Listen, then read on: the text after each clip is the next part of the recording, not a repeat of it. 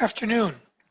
Uh, as you all know, a land acknowledgement is intended to recognize the enduring connection of Canada's Indigenous peoples to their traditional territories, to recognize the history of the land that is currently being shared by many peoples, and to recognize stewardship as a shared commitment of all those who reside in that territory.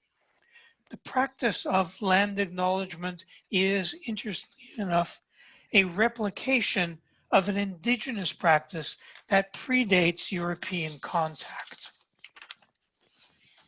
So we are hosting this event from St. John's campus of Memorial University in Newfoundland and Labrador.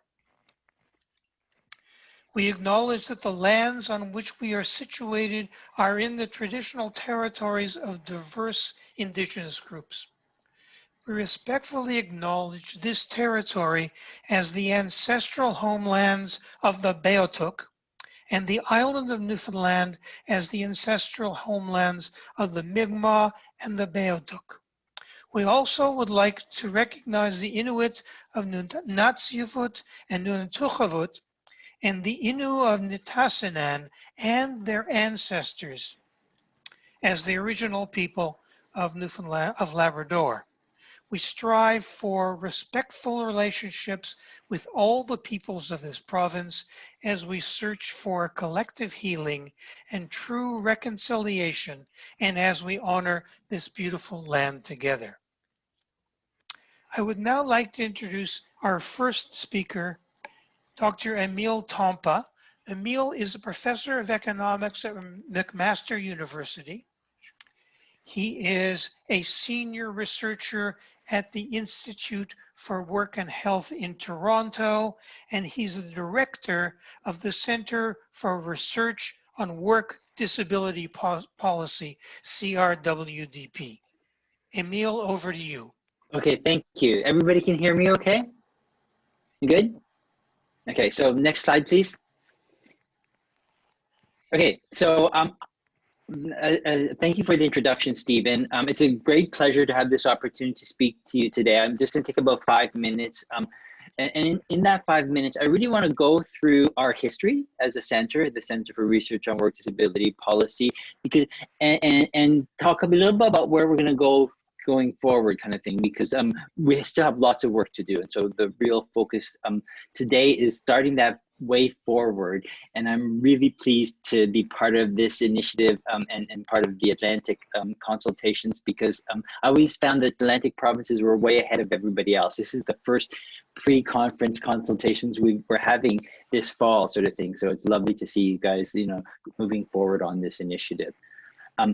The CRWDP initiative started back in 2013, so we've been operating for about 7 to 8 years. Our last funding year is this year, which will be ending in March. So it's a really good time to reflect on where we've been and where we're going looking forward. Next slide, please. So these are the goals that we identified as a center way back in 2013 when we first got together to start up this initiative. And I think they're still really relevant today. It really reflects also when we read through them, I see how it resonates with a lot of the things that we've been doing over these last 7 years. So the first goal was to provide a forum for within and cross-provincial national dialogue on challenges and opportunities for improving the work disability policy system. And the Disability and Work in Canada initiative is a real example of how we've done that. This cluster, Atlantic Province cluster meeting reflects that opportunity for dialogue. Our national Disability Work in Canada conference also reflects that opportunity to bring all of those stakeholders together to have that ongoing dialogue. The second goal was to identify problems and challenges associated with program coordination and complexity. That's been an ongoing theme through a lot of the work we've been doing at the center, both in terms of research and knowledge mobilization. On a yearly basis, we have a federal provincial policy roundtable where we talk to policymakers about this issue, about some of the challenges in coordination and complexity. The third goal was to identify relevant and favorable alternative approaches to systems design and service provision. That's an ongoing activity. There's still probably lots of work to be done here, but we're constantly thinking about ways to think about how we can coordinate the disability policy system in a way that is more inclusive and accessible to all the people who need those supports when they need those supports. So that's an ongoing objective that we keep striving to improve on. The fourth goal is to mobilize knowledge developed within and outside the initiative in order to inform policy. So that knowledge mobilization piece is a constant in all our work. We always try to take our work to that level where we're having it included in the dialogue with policymakers, with persons with disabilities, with community groups, with employers, with all of the stakeholders. And the last one is to build capacity for partnered engagement, engaged research, and knowledge mobilization on the topics of work disability policy. So capacity building has been an ongoing theme for us, trying to increase the number of people involved in the initiative, increase training for new academics, through the post-secondary educational system, get more partners involved in the initiative, so that capacity building is something we've striven for throughout those 7 years. Next slide.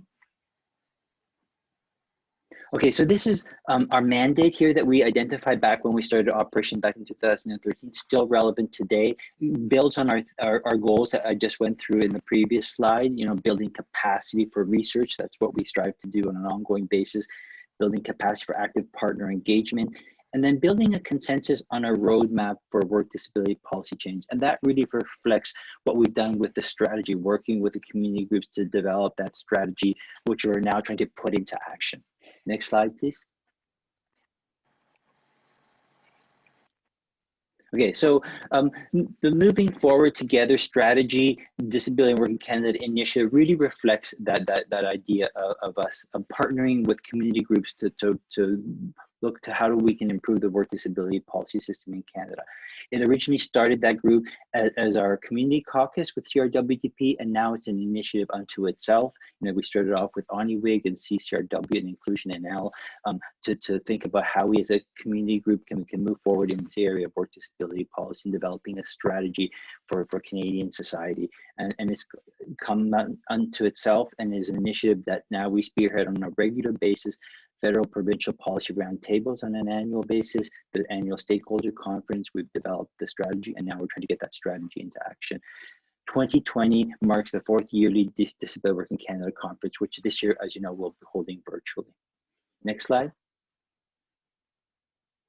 So this is some of the outcomes we were targeting when we first started up, and they're still relevant today. Our ultimate goal was to improve the Canadian work disability policy system. There's clearly work still to be done there, but we're trying to make advances on that. And we've also tried to establish an applied work disability policy field of study, because it wasn't an area that new academics could get training on back when we started up in this area. It was an area that pulled on disciplines across various social sciences and natural sciences as well, health sciences kind of thing. So we're really trying to bring that into a world of its own, where it's a legitimate area of study for new academics. And I think we've done a good job of mentoring a lot of new academics in this area to go forward and doing this kind of applied research that's really central to advancing knowledge base around work disability policy systems. Next slide, please. So I think we've made huge progress. I've tried to list some of the key initiatives that we've undertaken over that 7 years. I'm sure we're not doing justice because there's lots of things happening all the time. I think of it almost like an onion. That's why I have that picture of the onion there, where we have some core activities that we're really close to, and then layers of it that are somewhat removed sometimes from the core activities, but we're connected with. And so sometimes we're not always in tune with all the details of some of the community groups are doing that have been sometimes spearheaded or initiated through some of the people that are involved in our research center. We have more than 60 academics across the country in 4 clusters and more than 60 partners involved in it. So it's really hard to frame all of the details of the activities and give them all justice. But one of the key ones obviously has been the Disability and Work in Canada initiative, the strategy we developed, the annual conference, and the annual federal provincial policy roundtable that we hold. Another key one has been the development of a work disability management system standard. It's called CSA Z 1011, and we're having a series of webinars about that standard on an ongoing basis that started back in September, and so you might check out the CRWDP website and join some of those webinars. There's two a month being held from between now and the spring of next year. We built substantial capacity for partnered research and knowledge mobilization, including mentoring dozens of new researchers at the graduate and postgraduate levels.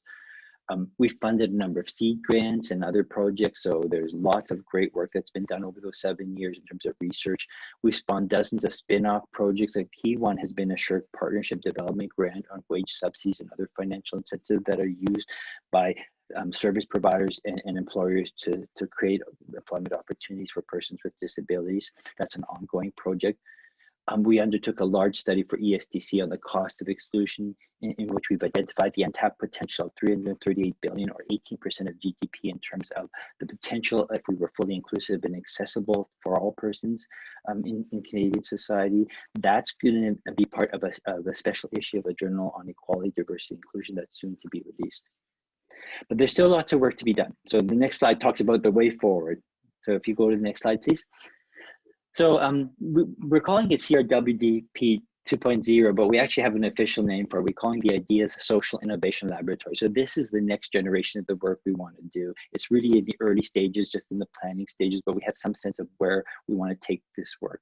It's going to be a transdisciplinary partner-driven initiative, really focusing on expanding capacity of employers to leverage the talent and opportunities offered by persons with disabilities via a transdisciplinary, multi-sectoral social innovation laboratory.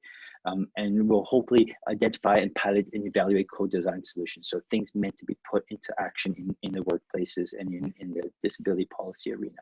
We have 4 thematic hubs that we'll be focusing on: workplace systems and partnerships, inclusive environmental design, employment support systems, and transitions to work and career development. So those would be the 4 core activities, and lots of projects within those 4 core umbrella areas. The plan is to integrate the social sciences and health sciences, as well as physical science. So especially engineering and expertise in design, the built environment, and information technology will be a critical part of this social innovation laboratory. So really encompassing a lot of different disciplinary areas in this transdisciplinary research and partnered knowledge mobilization initiative. Next slide, please. And that's it for me. Thank you very much for having me speak about where we're going with this initiative, and I look forward to hearing the rest of the day's activities. Thank you, Emile, and thank you for your inspired and effective leadership of CRWDP and of 2.0. The next speaker is Alec Farquhar. Alec is a lawyer by training who has a long career in workers' comp and in occupational health and safety law. He's currently the chair for engagement of the Center for Research in Work Disability Policy, CRWDP, and a key member of the steering committee for the Initiative on Disability and Work in Canada. Over to you, Alec. Thanks so much, Stephen. Thank you, Emile. Thanks to everyone who's organized this great event. And I am finding sometimes these virtual events, more people can come. It makes quite a difference. So there are a lot of positives in spite of the many, many negatives. And I'll be trying to work through the negatives to get to some real positives by the end of my presentation. And I think my job is to help frame some of the discussions where we go from here. But I want to start with something that illustrates the tremendous value and the unpredictable outcomes of being sincere about partnerships and about working with a wide range of people. And that is the relationship we've developed with Arlene Dunn, who's now New Brunswick's new Minister of Aboriginal Affairs, Immigration, Economic Development, and Small Business. She was very recently elected in their last provincial election. And of course, Arlene's somebody that many of you have gotten to meet at our Disability and Work Canada conferences. She's been a strong supporter in her work in the labor movement and the building trades for the employment and advancement, respect and inclusion of persons with disabilities. She's been a tremendous champion of intersectionality in terms of addressing other barriers that might make it even harder for some persons with disabilities to make their way in the workforce. So when Arlene was elected, I knew this event was upcoming, so I sent her an email. Maybe it was the first one she got. and said, there's this great meeting happening on October 28th. Would you be willing to send a message to the group indicating your support and what this is all about? So I'll read the message and then I'll make a brief presentation. This is from Arlene Dunn. And I think we'll make this available afterwards, but we sort of wanted it to be a little bit of a surprise. I wanted to take this opportunity to send you all a virtual shout out. I want to thank and congratulate the organizers of this important meeting, and I look forward to hearing about some of the items that come forward for discussion. As many of you are aware, prior to making the leap into politics, I spent many years advocating on behalf of individuals with a disability and Indigenous people. This is important work. I want to assure you that I will continue to be a strong advocate. It's very reassuring to me to know that all of you are continuing to move these important files forward. In New Brunswick, our government is very aware of the disproportionate impact of the COVID-19 pandemic on vulnerable populations such as persons with disabilities, including the effects on their labor market participation. Together with our federal partners, we are working to collect information about those impacts. It's so important to ensure that the necessary supports are in place so that the labor market gains made in recent years are not lost. While COVID presented many challenges, it has also opened a few doors. For example, many employers have come to realize that working remotely can be just as productive and effective as working from the traditional workplace.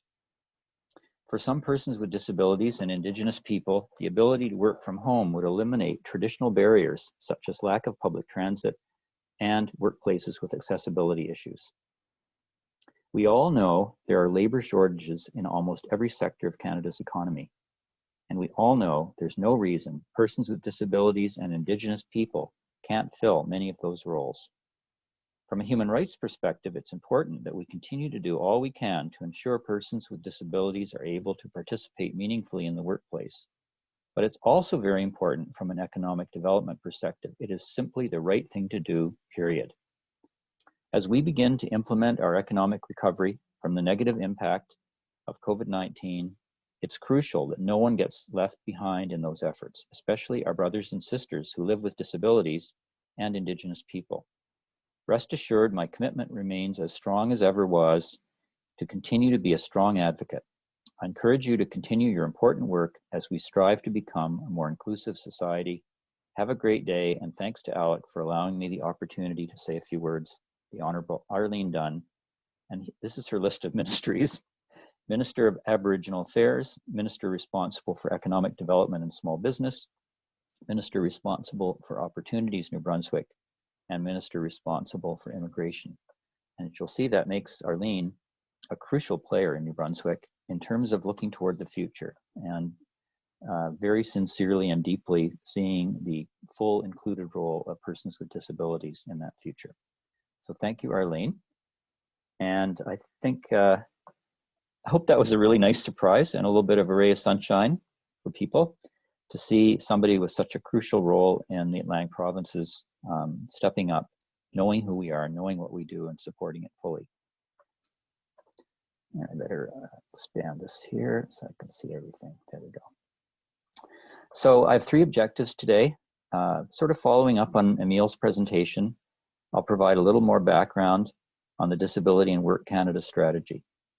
I'll identify current challenges for making real progress on why we're here today, employment of persons with disabilities, and start the conversation on how best to meet those challenges and move forward together. And I know that's really the bulk of today's event. Next slide. We all know these aren't new problems. Persons with disabilities have experienced tremendous barriers to inclusion and employment for a very long time. Over the years, numerous disability organizations, civil society partners, activists, and governments have addressed those barriers and developed programs and strategies intended to make progress. I've been part of these efforts myself, and interestingly, my parental connection is also there because my father's father, my Nova Scotia grandfather, was a senior official in the Nova Scotia Public Service, and he worked on these issues in the 40s and 50s. So this has given all of us much to learn from and build on. Disability and Work Canada has been a recent Very important initiative to coordinate these many efforts and provide a framework for collaboration and increased impact. Next slide. We came together, as Emile mentioned, as a small but mighty coalition, including Inclusion NL. Kathy was there from the start.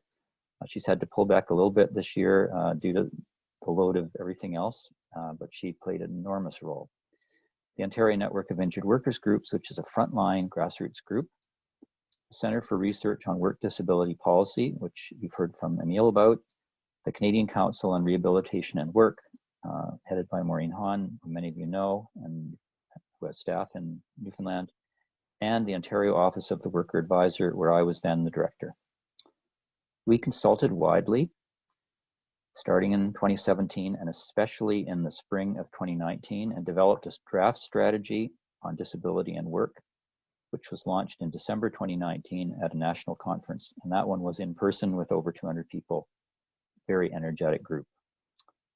And by then we had achieved significant support from across Canada, from persons with disabilities, governments, especially the federal government, which gave us some much appreciated funding, labor, employers, disability organizations, and researchers. We built some strong foundations, and with Arlene Dunn, you just saw the evidence of what that can mean. Next slide. Now, this is really important and a very conscious decision on our part. We have never intended to replace anybody else's strategy.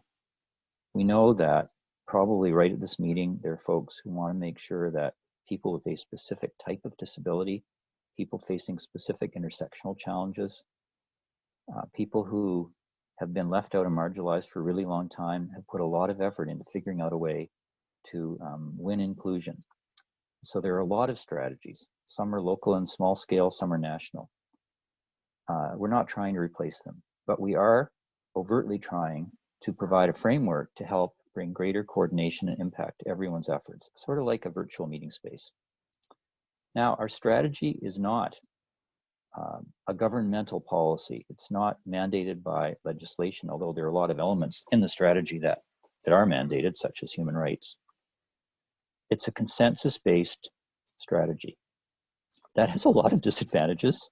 It means that we can't tell anybody what to do, but it has a tremendous advantage that people feel safe with us, feel safe working with us, and that we can move forward in a more nimble and independent way. We don't have to wait around for a federal provincial table to decide what can be done, if anything. We aren't subject to who wins an election. We just keep going, and hopefully we keep growing. So at our 2019 conference, there was just tremendous collective energy. The voice of persons with disabilities was heard loud and strong, along with all the other players. Many people stepped up to join Disability and Work Canada working groups to help move the strategy forward. And then something happened. Next slide. Really eerie and unfortunate, but it's reality. Within 2 months of the conference, just as we were getting going on the working groups and many other things, COVID-19 arrived. And as everybody on this Zoom call knows, it has changed everything, including very much so the on-the-ground realities for persons with disabilities and the overall context for employment. We've got anecdotal reports from a lot of people. We have survey data, and it all shows the same thing, that many persons with disabilities have, I would say, disproportionately either lost their jobs or faced the threat of job loss. And then added to that, COVID-19 has created additional challenges for the basics of daily life, navigating transportation, disability supports, other issues. So it's sort of a double whammy. And some related financial costs. A lot of our partner organizations and a lot of the players in the field have had to reorient their efforts, focus on COVID-19. Many have seen revenues reduced. They've had to redirect resources dealing with COVID-19. We have employers who've been genuine, strong supporters of inclusion and employment, but they are struggling and they simply can't step up like they used to be able to do. Next slide. And you can already see the future, and there are parts of the future that are troubling. We spent so much money just to get through this phase. Will we have that much money next year? Can we sustain this scale of spending? So it's anticipated that there will be fiscal constraints of significant proportion. We also have powerful economic sectors pressing for relief, and rightly so, airlines, hospitality industry, and many others. Well, their voices are influential, and not many of them are speaking about disability as a consideration in recovery planning. And this is not to blame, not to be negative. They're fighting for their very survival, and their focus is on their bottom line and the realities of business. There's so many voices crying out for help that governments, quite understandably, may tune out all but the most urgent. And I'm sure that's on everyone's mind here. Well, that is not an unfamiliar place for persons with disabilities and their allies to find ourselves in. I would say it's more or less the usual place we find ourselves in, unfortunately. Next slide. So, what are some opportunities and pathways? I'll finish off with this. I believe that until recently, quite a few of us were thinking, what's going to be happening? Are we going to get support? Are we going to be left behind again? But there are some major opportunities. Can we use this moment when Canadians have realized that we're all in this together to make sure that we includes persons with disabilities fully? So we'll need to do some strategic thinking and take collective action. Next slide. Let's start with the throne speech. I put it in red to really emphasize. I know when I read it, I just thought, oh my God, I can't believe I'm seeing these words. And I'm thrilled. COVID-19 has disproportionately affected Canadians with disabilities and highlighted longstanding challenges. The government will bring forward a disability inclusion plan which will have, first, a new Canadian disability benefit. Second, a robust employment strategy for Canadians with disabilities. Third, a better process to determine eligibility for government disability programs and benefits. Just a few words in a long, long document on one day in the politics of Canada. But man, are those important words. Next slide. As I mentioned, I was thrilled, but I've been around long enough to be realistic. I view this as a foundation, an opening, but it won't happen without our full and determined engagement. Now, a second opportunity is the sometimes extraordinary collaboration in civil society in Canada in response to COVID-19. I would say significantly different from the US, and one reason why we're doing so much better than they've been doing. One key example, early on, the Canadian Labour Congress and Canadian Chamber of Commerce jointly approached the Prime Minister with a high-level proposal for the response and recovery. This was Hassan Youssef and Perrin Beatty. We're seeing this sort of collaboration at the sectoral level. I know a lot about the automotive, manufacturing and construction sectors in particular, and the workplace level. How can we get a way for the disability lens to be included in these conversations and initiatives? Next slide. And third is the state of mind of the general public. I would say, like everybody here, I've been rethinking my priorities. Canadians are rethinking their priorities. Many of us are at home when we might have been traveling or out in the world more. Although we may not be facing it in our own families, we know that society is facing a life and death situation. That clears away unimportant things. It helps us find the best in ourselves. It opens our eyes. I'll just give one example, systemic racism. I don't think it's any accident that it's being noticed at a time when everybody's thinking, what can we do better next time around? So why can't the new vision and thinking that emerges from this time include disability? Next slide. Here's some very, very outline ideas for a strategy going forward. First of all, use the upcoming DWC conference as a platform to press for making the throne speech commitments real. And this is just an outline of the conference. Take a look at the way we've structured it. It's 4 afternoons, November 25, 26, December 1 and 2. And we have Bob Ray opening the conference, a longtime friend who's been involved in these issues for a really long time since we were together in law school. He accepted instantly to come. And his focus will be, now that he's Canada's ambassador to the UN, and we've got 2 more minutes and I'll be on time.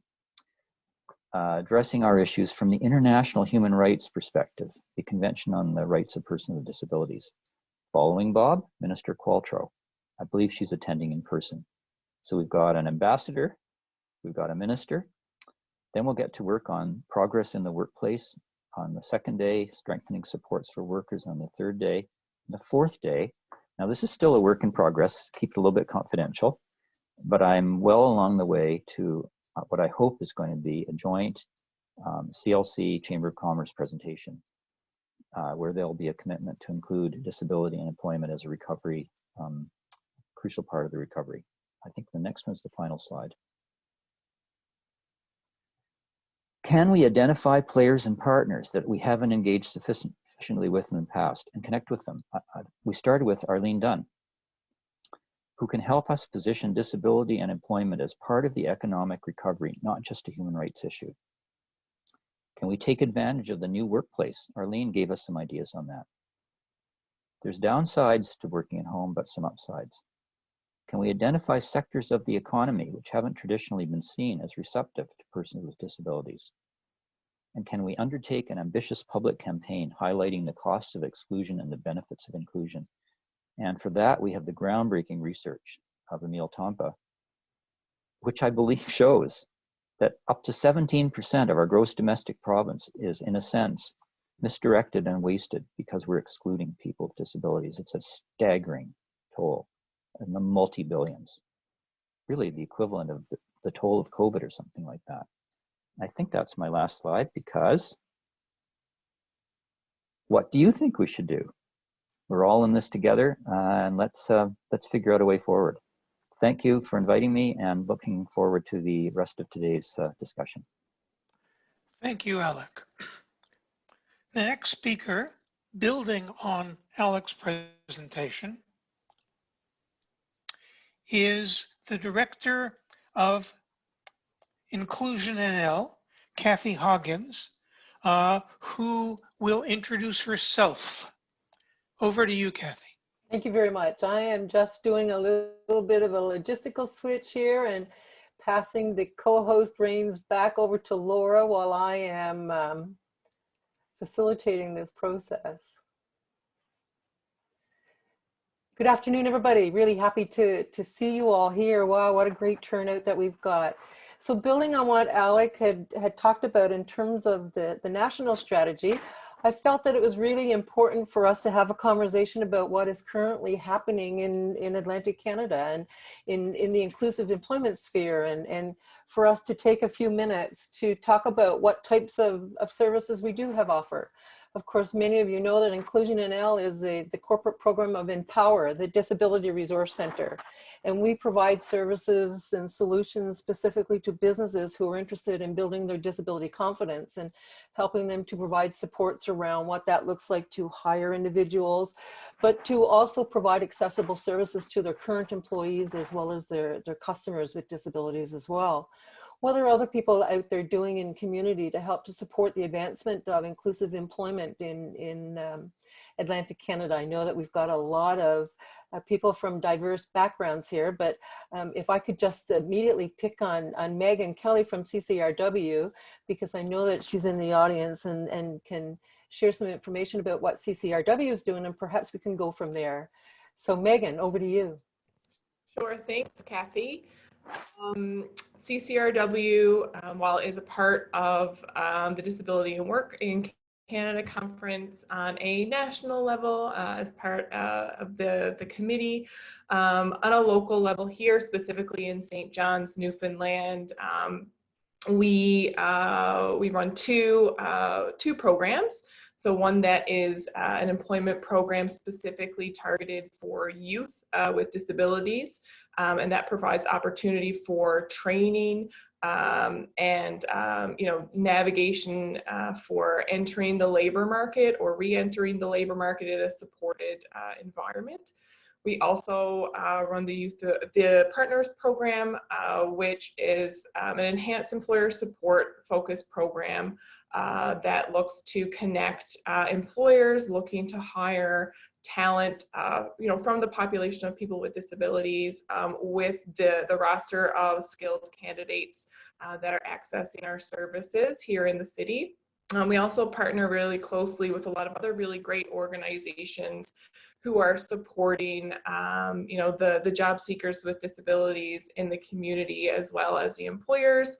I think I saw Shelley from Avalon Employment on the call today as well. And I believe Sherry Tucker, some of the other advocates in the community who are providing really important frontline services to the employers and the job seekers here in St. John's specifically.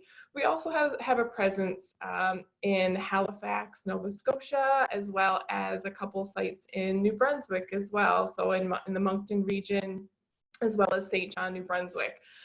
We're working with, youth with disabilities, job seekers with disability, as well as students, to ensure that they have the support and advocacy that they're looking for to enter into the labor market or re-enter into the labor market with an employer who is disability confident and inclusive, and is going to provide anything they need to be their best selves at work so that their skills can shine.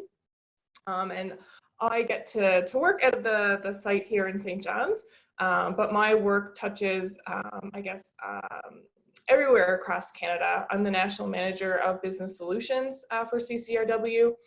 And we're working to provide professional business solutions for employers who are looking to become more disability confident in their policies, procedures, and sort of ensure that they're able to survive and thrive and attract the talent that they're looking to attract, and also to retain them and support them with the workplace culture of inclusivity and trust. So. Thanks, Kathy.